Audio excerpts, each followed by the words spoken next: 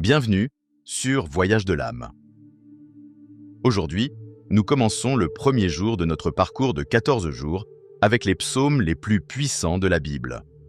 Nous entrons dans le bloc de la délivrance et de la protection. Car avant de grandir dans la paix, la sagesse et l'amour, il faut être libéré, délivré, protégé par la main de Dieu. Et pour ce premier jour, nous allons méditer et prier avec un psaume de victoire, le psaume 27. Un psaume où David proclame sa confiance totale en Dieu, même face à ses ennemis. Ouvre ton cœur, écoute chaque parole. Laisse ce psaume pénétrer ton âme.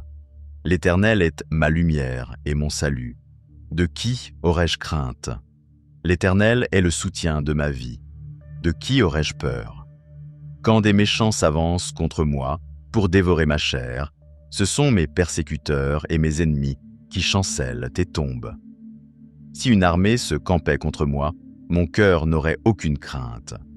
Si une guerre s'élevait contre moi, je serais malgré cela plein de confiance. Je demande à l'Éternel une chose que je désire ardemment. J'aimerais habiter toute ma vie dans la maison de l'Éternel, pour contempler la magnificence de l'Éternel et admirer son temple. Car il me protégera dans son tabernacle au jour du malheur. Il me cachera sous l'abri de sa tente. Il m'élèvera sur un rocher. Et déjà, ma tête s'élève sur mes ennemis qui m'entourent. J'offrirai des sacrifices dans sa tente, au son de la trompette. Je chanterai, je ferai retentir des hymnes à l'Éternel. Éternel, écoute ma voix, je t'invoque. Aie pitié de moi et exauce-moi. Mon cœur dit de ta part, cherchez ma face. Je cherche ta face, ô Éternel. Ne me cache pas ta face, ne repousse pas avec colère ton serviteur. Tu es mon secours, ne me laisse pas, ne m'abandonne pas, Dieu de mon salut. Car mon père et ma mère m'abandonnent, mais l'Éternel me recueillera. Éternel, enseigne-moi ta voie, conduis-moi dans le sentier de la droiture, à cause de mes ennemis. Ne me livre pas au bon plaisir de mes adversaires, car ils s'élèvent contre moi de faux témoins et des gens qui respirent la violence. Oh, si je n'étais pas sûr de voir la bonté de l'Éternel sur la terre des vivants. Espère en l'Éternel. Fortifie-toi et que ton cœur s'affermisse. Espère en l'Éternel. Cette parole est vivante, elle est prophétique. Elle est une arme spirituelle. David commence en proclamant « L'Éternel est ma lumière et mon salut ». Il refuse de laisser la peur dominer sa vie. La lumière de Dieu chasse toute obscurité. Quand tu déclares que Dieu est ta lumière, les ténèbres reculent. Quand David dit « Quand des méchants s'avancent contre moi, ce sont eux qui chancellent et tombent ». Il reconnaît la réalité du combat, mais il affirme par avance la victoire. C'est une clé spirituelle, ne pas nier l'épreuve, mais proclamer que Dieu agit et délivre. Si une armée se campait contre moi, je serais plein de confiance. Voilà la foi. La foi ne consiste pas à fuir la bataille, mais à affirmer que même si la guerre m'entoure, mon cœur reste ferme, car Dieu est mon bouclier. Une chose que je désire, dit David, habiter dans la maison de l'Éternel. C'est là le centre de tout. Le secret de la délivrance, c'est la présence de Dieu.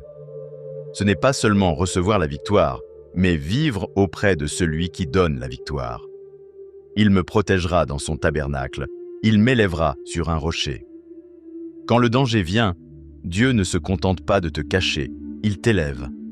Il fait de toi un témoin de sa gloire, stable, inébranlable, au-dessus de la tempête. Mon père et ma mère m'abandonnent, mais l'Éternel me recueillera. Les soutiens humains peuvent tomber, les amis peuvent te trahir, la famille peut faillir, mais Dieu reste fidèle. Là où tout s'écroule, il demeure. Et le psaume se termine par cette exhortation. Espère en l'Éternel. Fortifie-toi, que ton cœur s'affermisse. Espère en l'Éternel. L'espérance n'est pas une attente passive, c'est une décision spirituelle. C'est choisir de croire que Dieu agit, même quand tu ne vois rien encore.